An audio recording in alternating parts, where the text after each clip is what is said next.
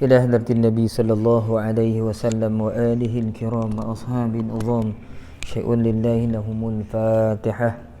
أعوذ بالله من الشيطان الرجيم. بسم الله الرحمن الرحيم.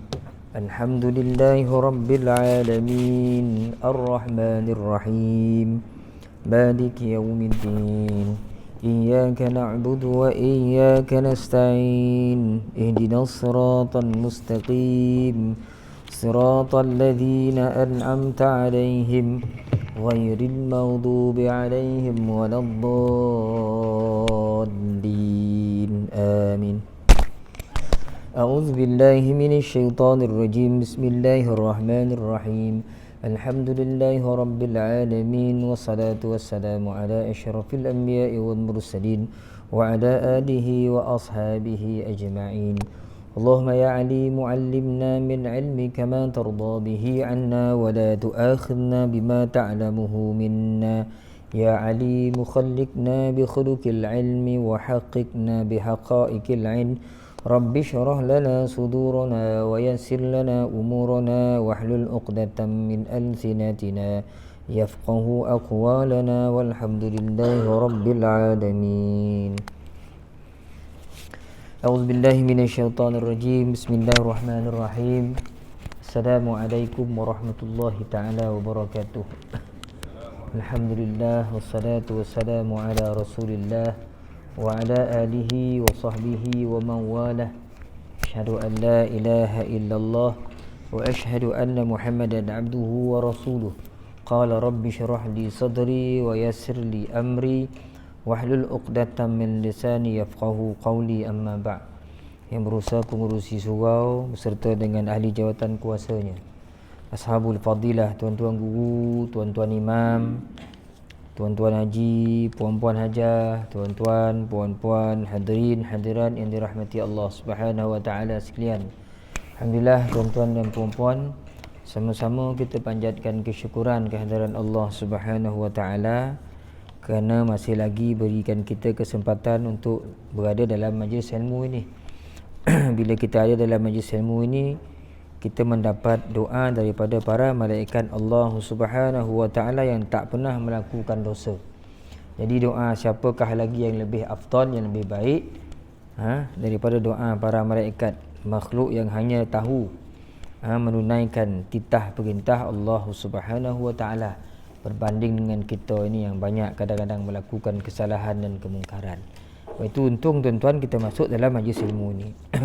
Kita mohon pada Allah Subhanahu wa taala agar Allah sentiasa menjaga diri kita, menjaga keimanan kita dan ketaatan kita, mudah-mudahan. Allahumma amin.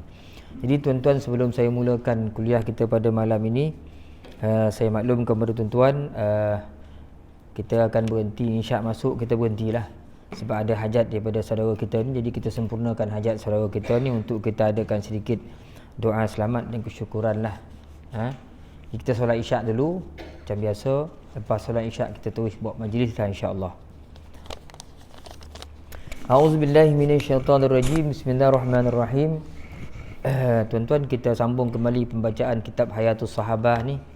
Minta maaf lah, Hayatus Sahabah ni kitab minggu kedua dengan minggu keempat. Asal minggu kedua ya saya ada urusan, asal minggu keempat ya kita ada urusan. Jadi tertinggal dah lama, tertinggal kitab ni dah. Asal saya ada urusan ni minggu keempat dengan minggu kedua. Minggu pertama dengan minggu ketiga tu tafsir kan. Jadi minggu kelima ni kita ambil lah peluang untuk kita baca kembali kitab Hayatus Sahabah ni berkaitan dengan diri Rasulullah SAW dan para sahabat, insya-Allah. Saya ulas sikit tuan-tuan yang kita bincang sebelum-sebelum ni, dah lama, kat sebulan agaknya, tentang larangan Allah Subhanahu wa taala kepada para nabi, para rasul dan juga orang beriman supaya tidak mendoakan orang-orang yang musyrik, orang yang tidak beriman kepada Allah, walaupun dia di kalangan saudara mara kita, kaum kerabat kita. Jadi kita bincang isu dia itu, iaitu tak boleh berdoa mendoakan orang yang mensyirikkan Allah, yang tak beriman kepada Allah, walaupun saudara kita. Jadi perkara ni berlaku ke atas diri Rasulullah sallallahu alaihi wasallam.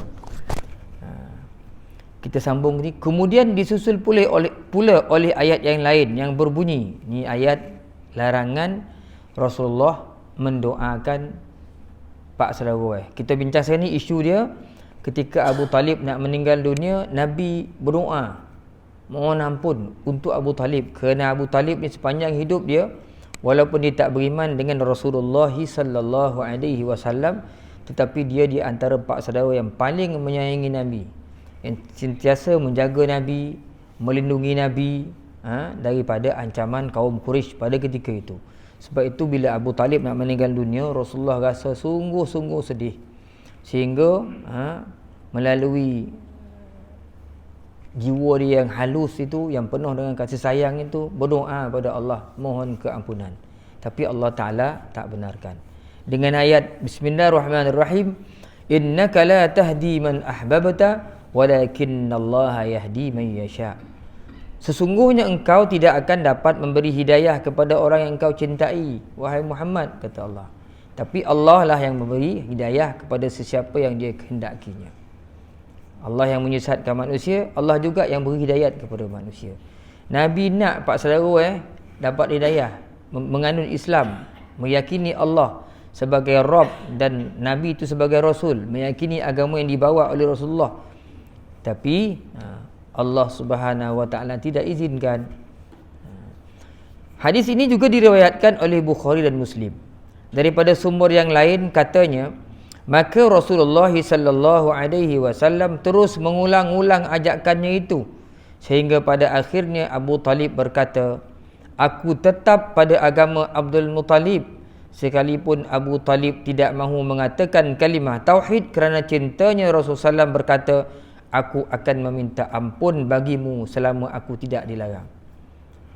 Masa ni tak turun lagi ayat innaka la tahdi tu. Kan Nabi sebut aku akan mohon ampun pada Allah sehinggalah selama mana aku tak dilarang oleh Allah. Turun ayat innaka la tahdi man ahbabta. Kamu tak boleh bagi petunjuk wahai Muhammad pada orang yang kau sayang. Allah Taala aja yang beri petunjuk. Dengan ayat wa ma kana li rasul wa ma kana nabi, ayat sebelumnya apa ayatnya? Ma kana lin nabi wal ladzina amanu ay yastaghfiru lil musyrikin walau kanu uli qurba. Tak boleh nabi dan orang beriman mendoakan, memohon ampun untuk orang-orang yang mensyirikkan Allah walaupun daripada kalangan ahli keluarganya. Demikian pula Imam Ahmad, Muslim, Nasa'i dan Imam Tirmizi radhiyallahu anhum, mereka meriwayatkan rahimahullah, mereka meriwayatkan daripada sahabat Abu Hurairah radhiyallahu anhu, katanya ketika Abu Talib sakit tenat, Rasulullah SAW berkata, wahai bapa saudaraku. Ada banyak hadis kan, riwayat daripada berbeza-beza perawi-perawi yang lain, cerita tentang ketika mana Nabi datang jumpa Abu Talib ni. Nabi sebut, wahai pak saudaraku, katakanlah la ilaha illallah, kelak akan aku saksikan di hari kiamat. Pak saudaraku cakap la ilaha illallah ni, besok di hari akhirat aku jadi saksi kau pernah cakapkan perkataan ni, jadi kau boleh selamat. Itulah maksud Nabi Muhammad sallallahu alaihi wasallam. Jadi tak adalah salah dah kalau kita suruh talqin orang bila orang nak mati. Mana pula pergi sosek hari ni orang nak ngobrol sosek talqin ni. Kan? Nabi suruh talqin kan ni. Sebut la ilaha illallah. Perlu diingat tuan-tuan, la ilaha illallah ni ketika orang nak mati ni sikit kita sentuh, dia sampai la ilaha illallah ya Muhammadur Rasulullah tu tak payah sebut. Kalau kita talqin dengan orang la ilaha illallah, la ilaha illallah, ini dibaca la ilaha illallah Muhammadur, tu nampak bukan tak boleh, tak ada panjang bona tu, orang tu dah pendek dah nyamu. Sebut la ilaha illallah yang penting tu. Kok sebut Muhammadur Rasulullah tak ada salah, tapi nampaklah tak berapa tepatlah, kan? Kelak akan kusaksikan di hari kiamat. Abu Talib menjawab, apabila aku tidak takut akan hinaan kaum Quraisy bahawa aku mengucapkannya kerana takut mati, sungguh pasti aku akan ucapkan demi untuk menyenangkan hatimu. Berboleh-boleh terjemahan ni. Saya tengok tadi apa bondo dia sebut sebenarnya terjemahan ni. Di sini kat sini tengok terjemahan ni lain sikitlah. Sebenarnya Abu Talib cakap, kalaulah bukan kerana kaum aku tu sebut Ni kok dia sebut la ilaha illallah ni takut mati ni. Aku tak sebut macam tu, nescaya aku sebut dah wahai Muhammad. Jadi kaum mungkin cabar dia ke apa. Disebutlah kalaulah bukan kerana kaumku mengatakan dia kalau sebut la ilaha illallah ni dia ni takut mati Abu Talib ni. Sebab itulah akhirnya dia tak cakap, Abu Talib tak cakap. Kerana itulah maka Allah menurunkan ayat, sesungguhnya tidaklah kamu dapat memberi hidayah kepada siapa yang kamu cintai, namun Allah saja yang dapat memberi hidayah kepada sesiapa yang dikehendakinya, dan dialah yang tahu siapa yang berhak untuk diberi hidayah. Jadi kita akan baca tuan deretan hadis-hadis yang menceritakan keadaan ketika mana Nabi SAW jumpa Abu Talib. Nak beritahu ni bagaimana apa yang ada dalam diri Nabi SAW, iaitu kasih sayang. Kasih sayang bukan sekadar sayang gitu, tapi dia nak saudara mara pak saudara itu mati dalam agama Islam. Kita ambil iktibar, kita pun ada saudara mara juga. Ada saudara, ada atuk, ada nenek. Semua dah Islam dah. Tapi masalah cara tak apa dah. Orang semayang, dia tak semayang. Orang puasa, dia puasa yuk-yuk. Orang tutup aurat, tak tutup aurat. Jadi banyak benda lah. Orang beri tiket bas, dia beri tiket loteri. Jadi banyak benda-benda yang pelik-pelik dalam keluarga kita. Saya akui keluarga saya punya tu juga tuan-tuan. Kita sayang kat semua-semua ni. So kita kena main peranan. Kita tengok Nabi. Sebab tu Nabi sendiri sebut la yu'minu ahadukum hatta yuhibba li akhihi ma yuhibbu li nafsihi. Tak sempurna iman seseorang tu bila dia tak sayang pada saudara mara macam mana dia sayang kat diri dia sendiri. Kok kita takut masuk neraka, nak masuk syurga, kita kena bawa perasaan tu pindahan kat sama-sama kat ahli keluarga kita. Sebab itu ada ayat ku anfusakum wa ahlikum nara. Jagalah diri kamu dan diri ahli keluarga kamu daripada api neraka Allah Subhanahu wa taala. Juz 1. Ujung juz 1. Lebih kurang dalam 2 muka surat dah. 3 kot sebelum akhir. Kita akan jumpa ayat. Wa waffa biha Ibrahim banihi wa Ya'qub ya baniya. Apa ayat tu? Bukan. Am kuntum syuhada'a idh hadara Ya'qub al-maut idh qala li banihi ma ta'buduna min ba'di qalu na'budu ilahaka wa ilaha abaika Ibrahim wa Ismail wa Ishaq ilahan wahida wa nahnu lahu muslimun. Apakah engkau menyaksikan, apakah tidak engkau saksikan bagaimana dulu ketika Ya'qub meninggal dunia, ketika dia hampir wafat, apa yang disebut? Idh qala li banihi, Ya'qub tu Nabi Ya'qub sebut ke anaknya, ma ta'buduna min ba'di. Apa yang kau sembah selepas aku mati ni? Bila aku tak ada ni, kau sembah apa? Kau yakin kat siapa? Kau beriman kat siapa? Qalu na'budu ilahaka wa ilaha abaika Ibrahim wa Ismail wa Ishaq ilahan wahida. Anak dia jawab, kami akan sembah Tuhan kau, Tuhan Ibrahim, Tuhan moyang kami Ibrahim, Ismail, Ishaq, Tuhan yang satu, dan kami akan jadi orang-orang yang menyerah diri kepada Allah. Mana sebelum ni meninggal tuan, yang dia risau apa yang dianut oleh anak. Macam mana pahaman anak siapa disembah macam mana keyakinan ni, agama maksud dia jaga agama Dia tak sebut ma ta'kuluna min ba'di, apa kau makan kalau ayah tak ada, so apa kau makan ni, mana kau tinggal, tak ada fikir tu semua. Fikir masalah agama, keyakinan. Yang ini juga yang ada pada diri Nabi Muhammad sallallahu alaihi wasallam. Semua para nabi itu mengasihi saudara mara. Jadi kita pun kena macam tu tuan-tuan. Tak boleh biar saudara mara kita bercakap lah, walaupun dia kata kau ni macam imam lah, tak kira lah imam kau apa kau sebut kita teruskan usaha kita tuan-tuan. Kita kerana kita sayang ahli keluarga kita.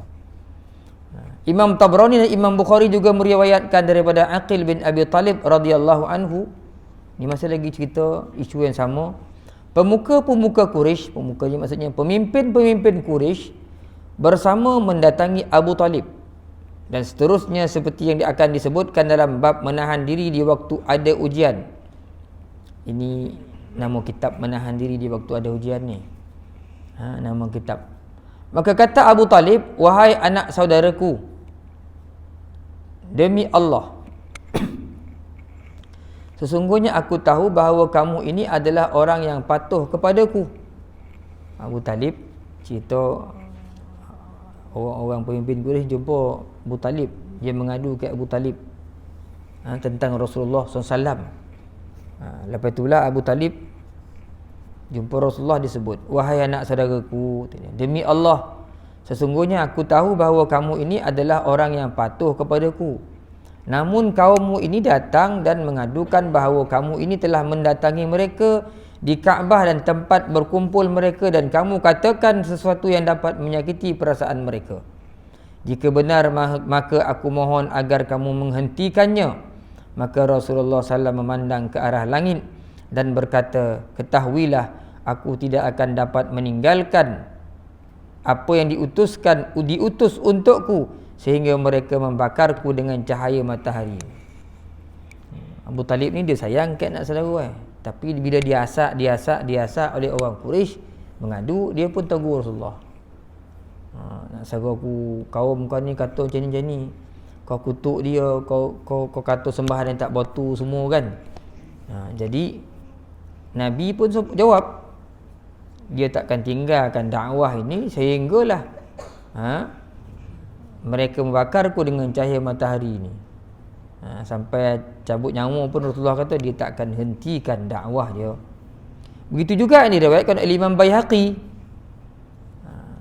Abu Talib berkata kepada Rasulullah sallallahu alaihi wasallam, wahai anak saudaraku, sebenarnya kaummu datang mengadu bahawa kamu berkata berbagai-bagai kepada mereka. Kalau memang benar demikian, aku minta kamu tinggalkan sahaja, dan aku minta jangan membebani aku dengan sesuatu yang tidak dapat aku pikul. Pak saudara khabar, tinggallah, berhentilah, janganlah kau buat satu perkara yang aku tak boleh nak adab, kata Abu Talib. Jadi Rasulullah dengar, Rasulullah ingat pak saudara ini menghalang dakwah dia, dan Rasulullah fikir Abu Talib nak serahkan dia pada kaum Quraisy, tak nak bela dia lagi. Maka Rasulullah pun cakap, wahai bapa saudaraku, jika mereka meletakkan matahari pada sisi kananku, ya am, law wudi'ati syamsu an yamini, kalau mereka tu diletakkan matahari belah kananku, dan bulan pada sisi kiriku, wal qamaru ay yasari, agar aku tinggalkan agama ini, pasti tidaklah akan aku turuti keinginan mereka sehingga aku mendapat kemenangan, ataupun aku terbunuh dalam menyiarkan agama ini.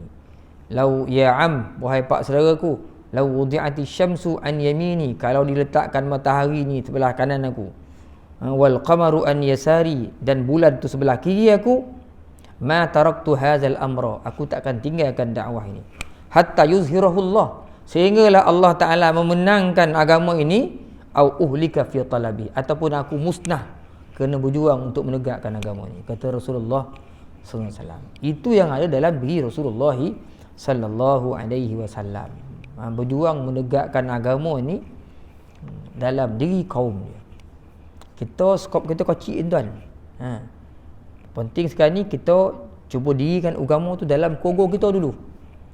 Isteri kita, anak kita dulu kan. Dalam lepas isteri, dalam lepas anak-anak kita masuk dalam keluarga kita, adik-adik kita kan, abang, kakak, dekat sikit macam Nabi buat, suruh terdekat dulu, lepas tu kita jauh sikit lagi, kita pergi ke pak-pak saudara kita, mak-mak saudara kita kan, sampailah atuk nenek kita, sehingga akhirnya kaum kerabat kita mendengarkan apa yang kita sebut. Susah buat kerja tu tuan-tuan, memang susah, tapi kita kena buat.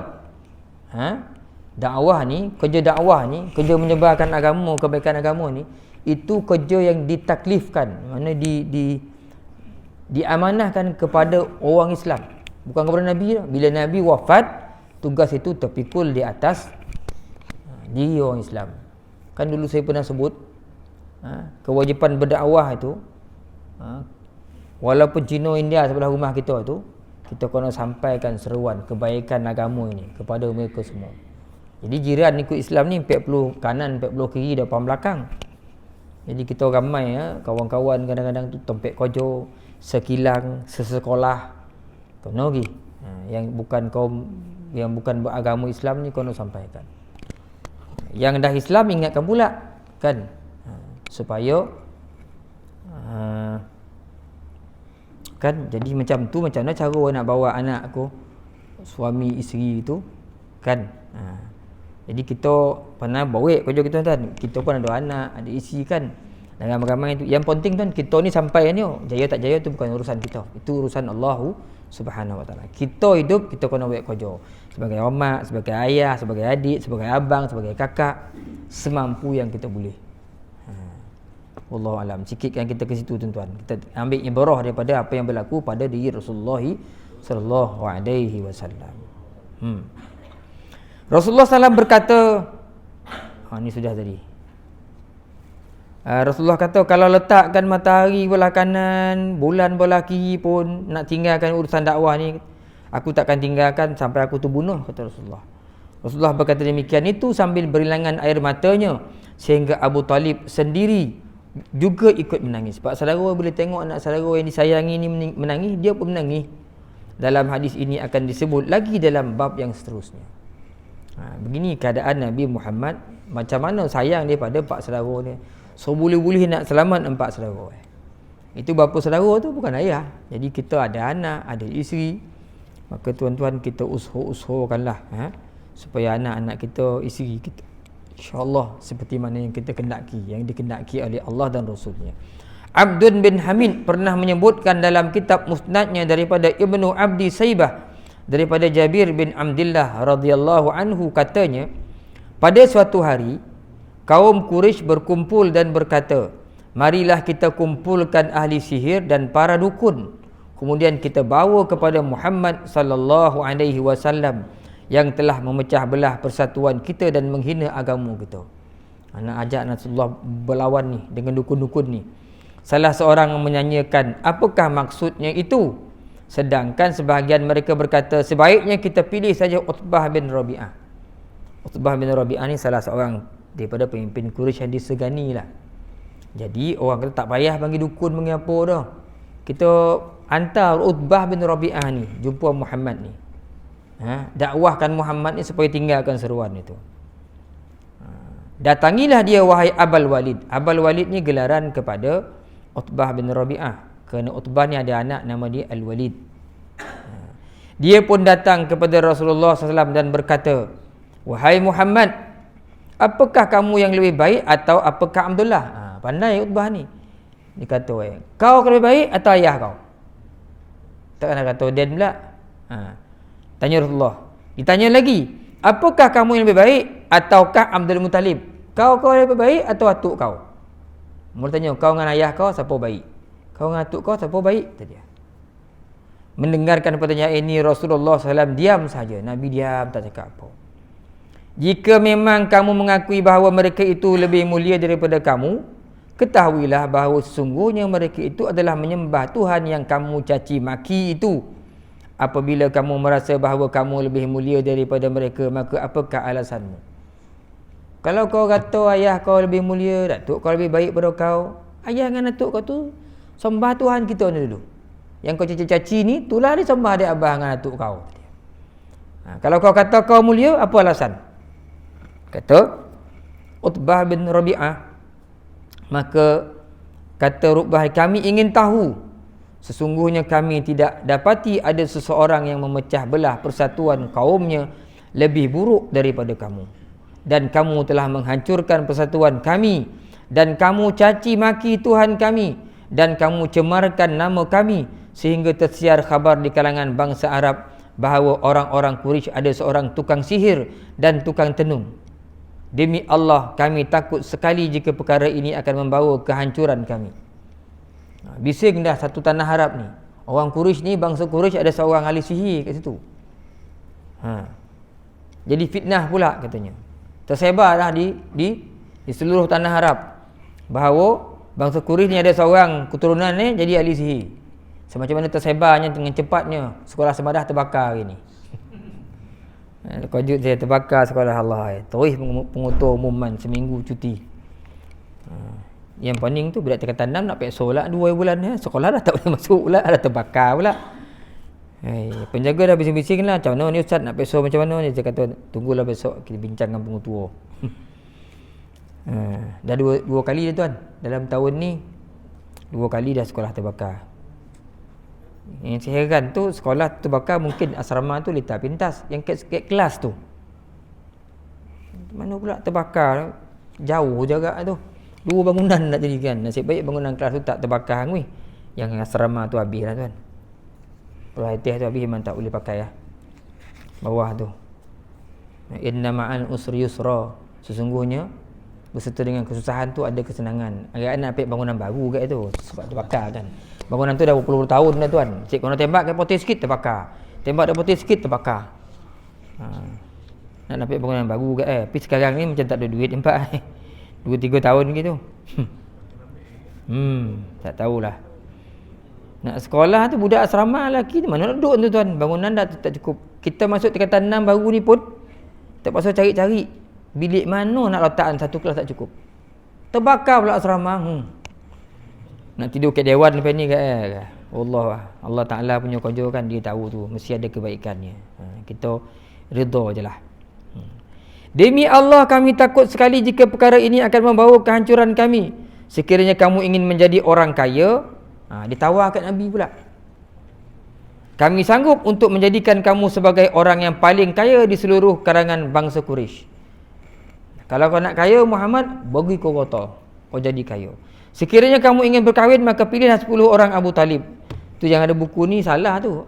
10 orang Abu Talib tak ada. Saya tengok balik macam pelik buku ni. Agak tu dia type ke apa ke copy paste ke apa termasuk Abu Talib. Takkanlah orang Quraisy kata kat Nabi, sekiranya kamu ingin berkahwin maka pilihlah 10 orang Abu Talib. Orang Abu Talib benar Saya tengoklah kitab asal sebaik kita ada kitab asal tak ada Abu Talib ni dah. Kau pilih 10 orang perempuan Quraisy yang kau nak, nanti kami sanggup mengahwinkan kamu. Potong Abu Talib tu. Kang Abu Talib takkan anak Abu Talib 10 orang pula. Kita tengok nasib baiklah ada kitab asal kan. Rupa tak ada Abu Talib tu. 10 orang tuan potong Abu Talib. Nanti kami sanggup mengahwinkan kamu dengan mereka sekendakmu. Kalau kau nak isteri ramai, kita kahwin kau 10 orang. Kau pilih mana-mana kau nak. Kan. Jadi borek kerja Nabi ni dulu, berdakwah. Macam-macam disogok. Ni kok kat kita ni habislah ni. Disuruh kaya, siapa tak nak kaya?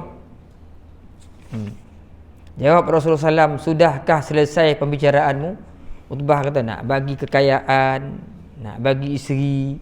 Nabi tanya, habis dah? Rasulullah, dah habis dah cakap. Lalu Nabi pun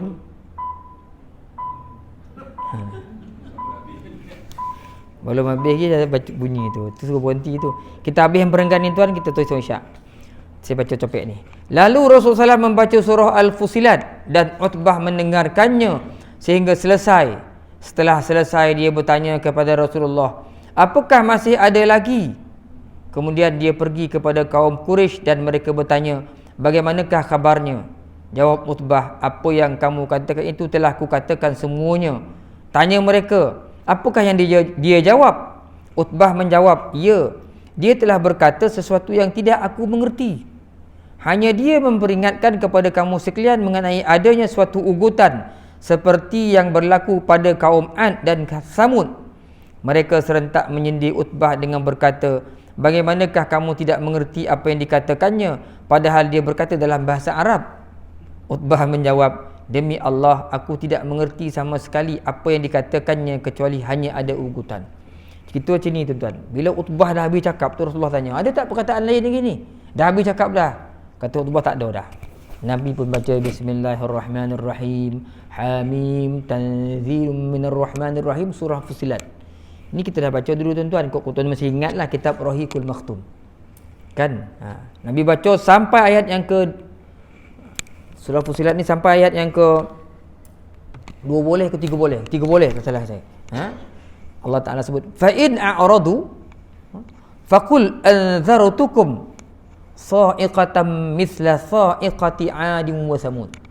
Kalau mereka berpaling wahai Muhammad, mereka tak nak dengar maksud ayat ni, katakanlah, aku ingatkan kamu, aku ancam kamu dengan sa'iqah, peti yang pernah menyambar kaum Ad dan kaum Samud. Jadi Nabi baca panjang dalam ayat tu 1 sampai 3 boleh ni. Nabi ceritakan siap menyindir lagi kalau mereka tak beriman wahai Muhammad, macam-macam ayat lah cerita tentang Quraisy ni. Utbah dengar, yang Utbah tahu ayat ketiga boleh tu, aku nasihatkan kamu kalau kau berpaling, kata Rasulullah, ayat tu bunyi macam tu. Aku ingatkan kamu, aku ancam kamu dengan peti yang pernah menyambar kaum Ad dan kaum Samud. Sebab itu bila Utbah ni balik kepada kaum tanya apa dia sebut Muhammad. Aku tak faham dia cakap apa, tapi dia ada ancam kita dengan peti yang dulu pernah nenek moyang kita cerita kat kita dulu, penyebab kepada musnahnya kaum Ad dan kaum Samud. Jadi Utbah ni takut. Kaum sini dia. Kan dia cakap bahasa Arab kan, tak faham tadi dia. Ya bahasa Arab, tapi aku tak pernah dengar ayat tu. Dalam hadis lain nanti ada Utbah sebut, dia bukan mentera, bukan sihir, bukan syair, bukan apa, tak pernah dengar sebelum ni, kata Utbah. Dalam riwayat yang banyak, mungkin kita akan jumpa depan ni nanti, Utbah dia sampai tutup mulut Nabi. Ayat 30 tu, jangan baca lagi wahai Muhammad. Dia balik, dia tak jumpa kaum yang pergi. Kata kaum ni Utbah ni sebenarnya ni dah terpengaruh kan, dia kena sihir Muhammad ni, jom kita pergi rumah dia. Dia nak duit dekat bila kaum tanya, kau nak duit kau nak harta kau wahai Utbah? Marah Utbah. Kata dia, aku tak pernah dengar perkataan yang Muhammad sebut. Yang aku pasti, yang aku tahu, dia ancam kita dengan peti yang pernah memusnahkan kaum Ad dan kaum Samud dulu.